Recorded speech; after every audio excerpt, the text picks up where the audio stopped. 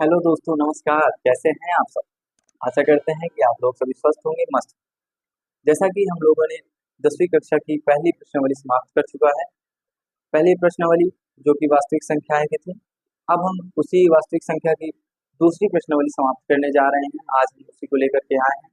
आशा करते हैं कि आप लोगों को पहला प्रश्नावली बहुत ही अच्छे से समझ में आई होगी। उसी के आधार पर हम ये आशा करेंगे कि आप लोगों को दूसरी प्रश्नावली भी बहुत अच्छे से समझ में आए। तो चलिए हम बिना देरी के अपनी प्रश्नावली की ओर बढ़ते हैं और सारे उसमें के क्वेश्चन सॉल्व करते हैं। आप भी रफ और बुक लेकर के बैठें, एक एक क्वेश्चन को पढ़ें और अच्छे से समझें। चलिए हम देखते हैं हमारी प्रश्नावली कौन सी है। प्रश्नावली हमारी है 1.2, है ना। 1.2 ये हमारी प्रश्नावली है। उसके बाद हम ये क्लास कौन सा है देख लेते हैं। क्लास जो है हमारी 10th की है ना, जिससे आप लोगों को सही से समझ में आएगा। अब देखिए, अब हम इसकी पहली प्रश्नावली समाप्त कर चुके हैं। चैप्टर का नाम है वास्तविक संख्या। ठीक है, अब हम देखेंगे इसका पहला क्वेश्चन क्या है। उसी में जो जो पूछा जाएगा उसको हम आगे बताते चलेंगे। चलिए देखिए इसमें क्या पूछा है। पूछा है कि सिद्ध कीजिए कि रूट 5 एक अपरिमेय संख्या है। ठीक है, मतलब रूट 5 को सिद्ध करना है कि ये अपरिमेय संख्या है या नहीं। जैसा कि आप लोगों को हमने बताया 9वीं कक्षा में ही कि अपरिमेय संख्या और परिमेय संख्या किसे कहते हैं। ठीक है, और आप लोगों ने पिछली कक्षा में सारी चीजें बाखूबी पढ़े होंगे। ठीक है, नहीं पढ़े हैं तो मैं आप लोगों को एक ओरल तरीके से बता दूं कि जिसे पी बाई क्यू के रूप में लिख सकते हैं उसे हम परिमेय संख्या कहते हैं, और जिसे पी बाई क्यू के रूप में हम नहीं लिख सकते हैं उसे अपरिमेय संख्या कहते हैं। यानी रेशनल नंबर और ये इरेशनल नंबर। ठीक है, रेशनल मतलब परिमेय, इरेशनल मतलब अपरिमेय। समझ गए ना। और क्यों जहाँ पे जीरो नहीं होना चाहिए तभी यहाँ पे पी मतलब कि परिमेय संख्या होगी। ठीक है, अब देखिए, अब यहाँ पे हमें पूछा है कि रूट 5 एक अपरिमेय संख्या है, इसे सिद्ध करिए। ठीक है, अब देखिए जैसे कि आपको पता है कि हाँ रूट 5 एक अपरिमेय संख्या है, लेकिन हमको सिद्ध करना है। सिद्ध करने के लिए हम उसके विपरीत मानेंगे, है ना। जैसे अगर कोई हमसे पूछे कि क्या ये आम है, अगर आम है तो सिद्ध करिए। अगर आम है तो सिद्ध करिए, तो भाई आम है तो सिद्ध कर देंगे। अगर नहीं है तो हम उसे आम मानकर ही उसे काटेंगे। अगर उसके अंदर के जो बीज है वो आम की जैसे निकलेगी तो आम है, नहीं निकलेगी तो आम नहीं है। उसी प्रकार हम देखेंगे अब अगला क्या है। रूट 5 को सिद्ध करना है कि क्या ये अपरिमेय संख्या है या नहीं। ठीक है, अब देखिए हम मान लेते हैं, कल्पना कर लेते हैं।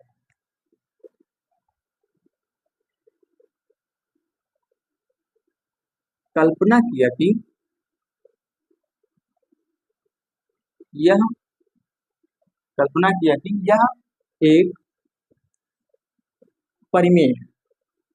ठीक है, क्या मान लिया हमने, परिमेय, यानी कि रेशनल नंबर मान लिया, जिसे पी बाई क्यू के रूप में हम ले सकते हैं। तो ये देखिए रूट 5 है हमारा, है ना, इसे पी बाई क्यू के रूप में हम लिख सकते हैं, है ना। पी बाई क्यू के रूप में हम लिख सकते हैं, है ना। अब देखिए पी और क्यू एक को मतलब कि सहअभाज्य संख्या है, को प्राइम नंबर है। ठीक है, यानी सहअभाज्य संख्या है, इनका गुणनखंड जो है वो कोई भी गुणनखंड सेम नहीं होगा, केवल एक छोड़ के। यानी एक ऐसा इनका नंबर है, वन ऐसा नंबर है जो दोनों को काट सकता है, और कोई ऐसी संख्या नहीं है जो दोनों को काटेगी। ठीक है, तो उसी को हम प्राइम नंबर मतलब को प्राइम नंबर कहते हैं, सहअभाज्य संख्या। यानी इन दोनों का गुणनखंड 1 होगा, इसके अलावा कोई ऐसा गुणनखंड नहीं है जो सेम हो। ठीक है, अब देखिए, अब हम इसको क्या करते हैं, इधर पक्षांतर कर लेते हैं। ठीक है, पक्षांतर करने के बाद हम देखते हैं क्या होता है। रूट 5 इंटू क्यू इक्वल, ठीक है, यहाँ पे पी। अब इसको हम स्क्वायर, इस स्क्वायरिंग ऑन बोथ साइड, यानी दोनों तरफ हम इसको स्क्वायर कर देंगे। अच्छे से समझते चलिएगा, दोनों तरफ हम स्क्वायर करेंगे। Squaring on both side, squaring on both side. ठीक है, स्क्वायरिंग ऑन बोथ साइड। अब देखिए दोनों तरफ हम वर्क करेंगे तो यहाँ पे क्या हो जाएगा, रूट 5 को वर्क करेंगे तो क्या आएगा, रूट 5 का अगर हम वर्क करेंगे तो वहां पे 5 हो जाएगा। रूट 5 इंटू रूट 5 यानी 5। ठीक है, तो यहाँ पे आएगा 5 इंटू, ये हो जाएगा हमारा क्यू स्क्वायर। ठीक है, इधर स्क्वायर करेंगे तो ये हो जाएगा पी स्क्वायर।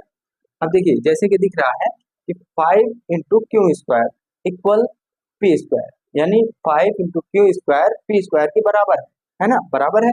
अब उसके बाद अगर हम इसको 5 इधर ले जाएंगे तो P² को डिवाइड करेगा, है ना, यानी काट देगा, कटेगी।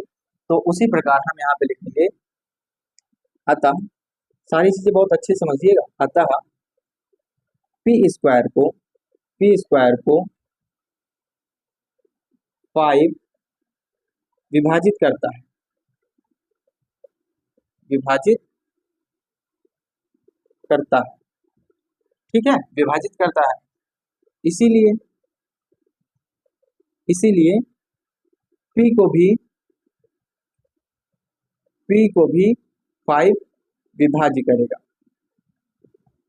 विभाज्य करेगा, है ना, P को विभाज्य करेगा। अब देखिए P² को भी 5 विभाज्य कर रहा है और P को भी 5 विभाज्य कर रहा है, तो हम इसे इक्वेशन फर्स्ट मान लेते हैं, इक्वेशन फर्स्ट यानी समीकरण पहला हमारा मान लिया। अब उसके बाद देखिए हम यहाँ P इंटू Q² है ना। अब उसके बाद हम P की जगह पे, हम इसकी जगह पे कुछ मान लेते हैं। देखिए P² बराबर हम मान लेते हैं 5 इंटू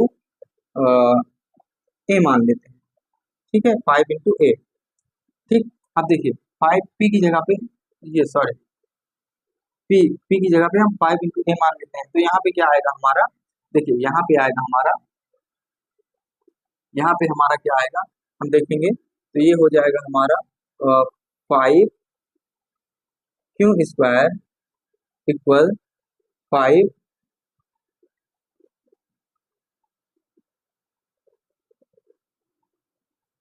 हाँ ये 5², ठीक है, ये होगा हमारा स्क्वायर। P की जगह पे हमने इसको माना है ना, तो ये हो जाएगा 5² अब उसके बाद देखिए 5Q² तो है ही, है ना, 5Q² तो है। उसके बाद ये क्या हो जाएगा हमारा 25A², 25A² हो जाएगा। फिर 5 से हम 25 को काट देंगे तो यहाँ आएगा 5, यानी Q² बराबर 5A², ये हमारा इक्वेशन 2 हो जाएगा, यानी समीकरण दूसरा। जैसे यहाँ P² बराबर 5 इंटू Q², यहाँ पे Q² बराबर 5 इंटू A²। अब उसी प्रकार यहाँ पे हम लिखेंगे, इधर हम देखते हैं, अतः क्या है, Q² को 5 विभाजित करती है, विभाजित करती है, ठीक है। अब उसके बाद अब देखेंगे, इसीलिए Q को भी 5 विभाज्य करेगा, क्या करेगा, विभाज्य करेगा, ठीक, विभाज्य करेगा। अब उसके बाद देखिए हमारा इक्वेशन ये सेकेंड है, ये फर्स्ट है, समझ गए ना।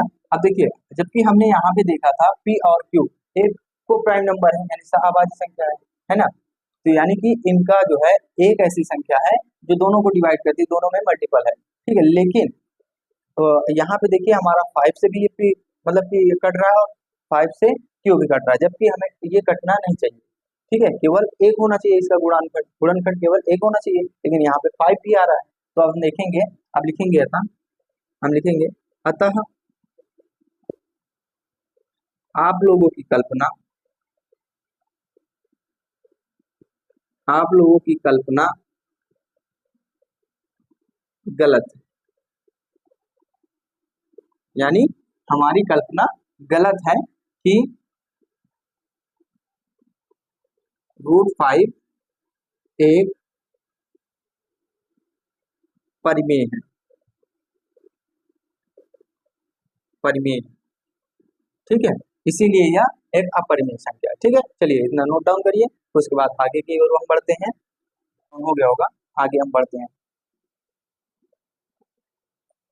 चलिए अगला क्वेश्चन हम देखेंगे, अब आप लोगों को ये अच्छे से समझ में आया।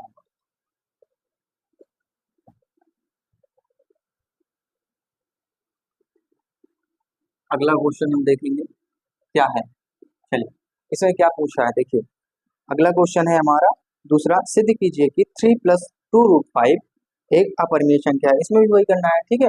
देखिए दूसरा क्वेश्चन क्या है हमारा, 3 + 2√5 एक अपरिमेय संख्या सिद्ध करना है। ठीक है, फिर वही हम कल्पना मानेंगे, मान के ही करेंगे कि कल्पना किया कि यह एक परिमेय संख्या है। ठीक है, यह एक परिमेय संख्या यानी जिसे हम p बाई क्यू के रूप में लिख सकते हैं। तो हमने ये लिख दिया, p बाई क्यू के रूप में लिख दिया। ठीक है, अब उसके बाद हम देखेंगे, अब हम इसको देखेंगे कि अब आगे क्या करना है। जैसे हमने p बाई क्यू के रूप में लिखा, ठीक है, p और q एक सहअभाज्य संख्या यानी को प्राइम नंबर है, इनका गुणनखंड सहअभाज्य संख्या का मतलब वह होता है कि वह ऐसी संख्या, वह दो ऐसी संख्या, जैसे ये देखिए 3 और 5, ये हमारी सहअभाज्य संख्या। क्यों? क्योंकि ये जो है इन दोनों का गुणनखंड एक या तो स्वयं संख्या है। ठीक है, यानी स्वयं संख्या है, या तो एक से दोनों कट जाएंगे, है ना, या तो फिर स्वयं 3 से कटेगी या तो 5 से कटेगी। ठीक है, तो ये वही चीज हम बोल रहे हैं यहाँ पे कि यानी कि p और q सहअभाज्य संख्या है यानी को प्राइम नंबर है। ठीक, अब हम आगे देखते हैं, फिर इसको पक्षांतर करेंगे या हम नहीं करते। ठीक है, अब देखिए कैसे करेंगे इसको हम।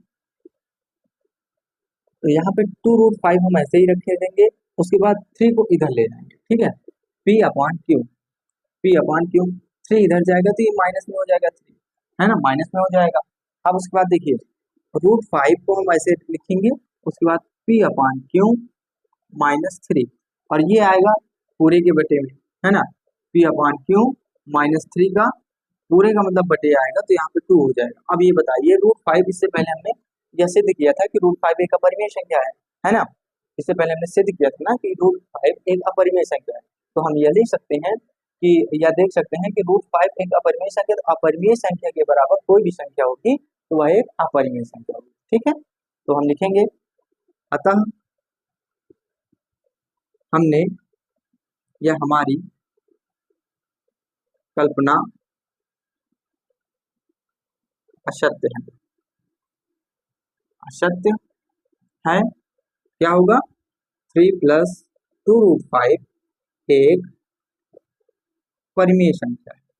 क्या है, परिमेय, वो अपरिमेय संख्या है। ठीक है, अपरिमेय संख्या है। अब देखिए यहाँ पे हमने ऐसे लिख दिया, जैसे कि हमने देखा था पहले क्वेश्चन में कि √5 अपरिमेय संख्या हमने सिद्ध किया, उसी के आधार पर हमने ये लिखा। ठीक, अगर आपको नहीं समझ में आ रहा है तो आप √5 को फिर यहाँ पे सिद्ध करेंगे, फिर उसके बाद यहाँ पे आप इसको मानेंगे। ठीक, चलिए, बाकी आप इतना लिख देंगे तो भी कोई दिक्कत नहीं। चलिए,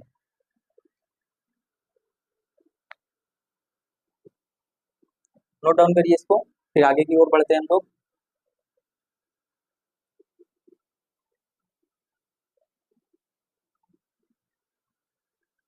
हो गया, चलिए आगे बढ़ते हैं।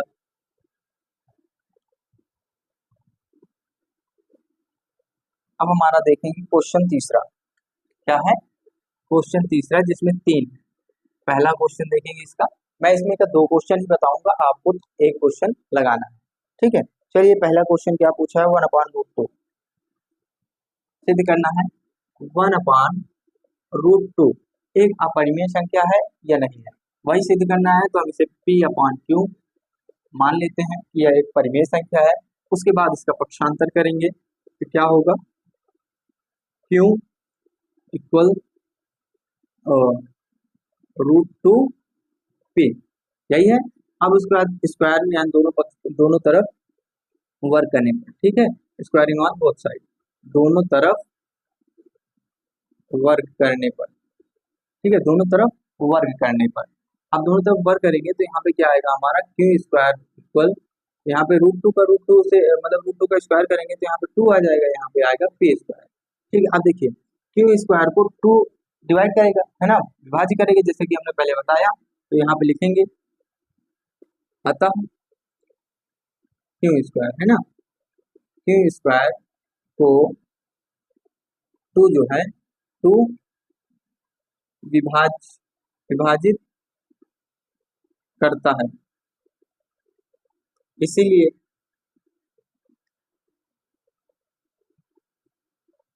क्यू को 2 विभाज्य करेगा। ठीक है, सेम उसी तरह अब देखिए ये भी विभाज्य करेगा।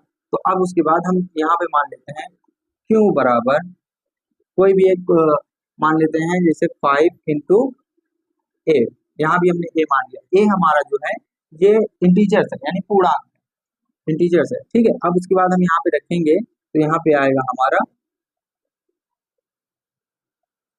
यहाँ पे हम 2 ही मान लेते हैं, 2 मान लेते हैं।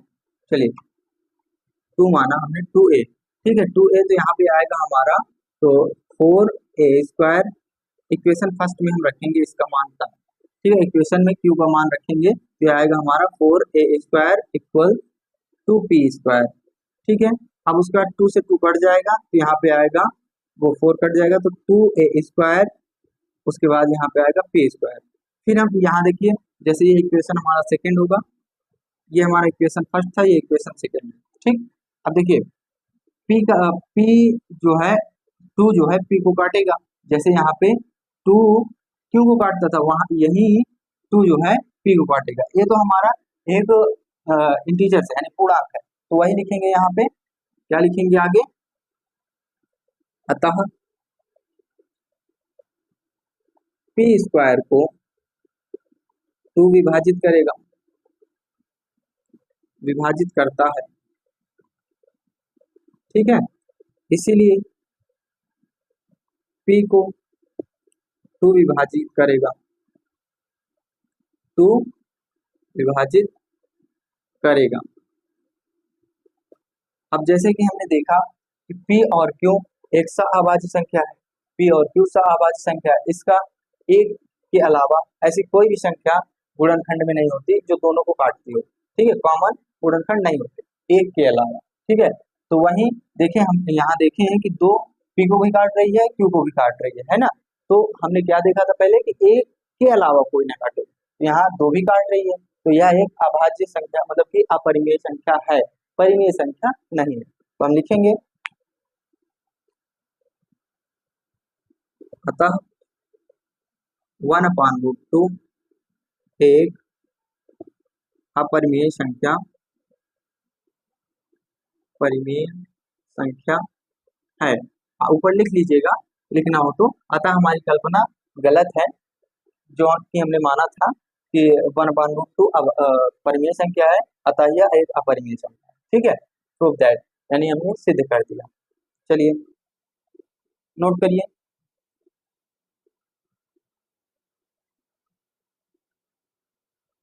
नोट करिए इसको। फिर उसके बाद एक क्वेश्चन और बताते हैं दूसरा, फिर उसके बाद दूसरे के बाद आप तीसरा क्वेश्चन अपने से लगाना। सारे क्वेश्चन आपको अच्छे से समझ में आ गए होंगे। चलिए नोट हो गया, चलिए रफ करते हैं, फिर आगे बढ़ते हैं। अब हम, अगर वीडियो आप लोगों को अच्छी लग रही हो तो आप लोग कमेंट शेयर और लाइक कर दीजिएगा, और अधिक से अधिक बच्चों तक हमारे वीडियो को शेयर कर दीजिएगा, जिससे सभी बच्चे हमारे वीडियो तक पहुंच सकें और अपने अपने क्लास के सारे नोट्स कंप्लीट कर सकें, ठीक है। चलिए अगला क्वेश्चन हम देखते हैं यहाँ पे तीसरा का दूसरा। क्या पूछा इसमें कि पूछा है 7 रूट, कहाँ गया, हाँ 7√5 एक परिमेय संख्या है, माना कि नहीं, क्या है यहाँ वही पूछा है कि अपरिमेय संख्या है 7√5, ठीक है। 7√5 एक अपरिमेय संख्या है, तो इसे हम वही कल्पना करेंगे कि माना कि यह एक अपरिमेय मतलब परिमेय संख्या है, जिसे हम p/q के रूप में हम लिख सकते हैं, ठीक है। वही सेम करेंगे, p/q के रूप में लिख सकते हैं। तो अब इसके बाद √7 हम ऐसे रखेंगे, उसके बाद p/q, ये 7 है, ठीक है, इंटू 1/7 हमने ऐसे किया, ठीक। अब देखिए 1/7 किया, तो अब देखिए √5 हमने पहले सिद्ध कर चुका था, सिद्ध किया था, तो ये हमारा अपरिमेय संख्या था।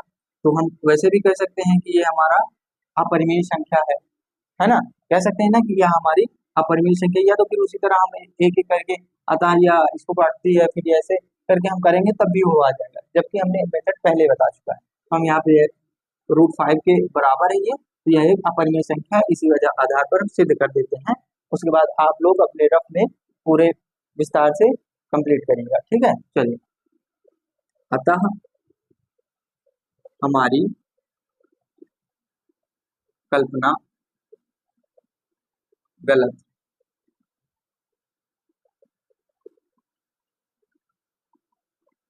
7√5 एक अपरिमेय।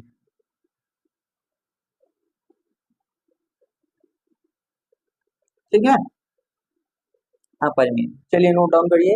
आशा करते हैं कि आप लोग सारे क्वेश्चन अच्छे से समझ में आया होगा और अच्छे से आप लोग अपने क्लास के क्वेश्चन को रिवाइज कर रहे होंगे।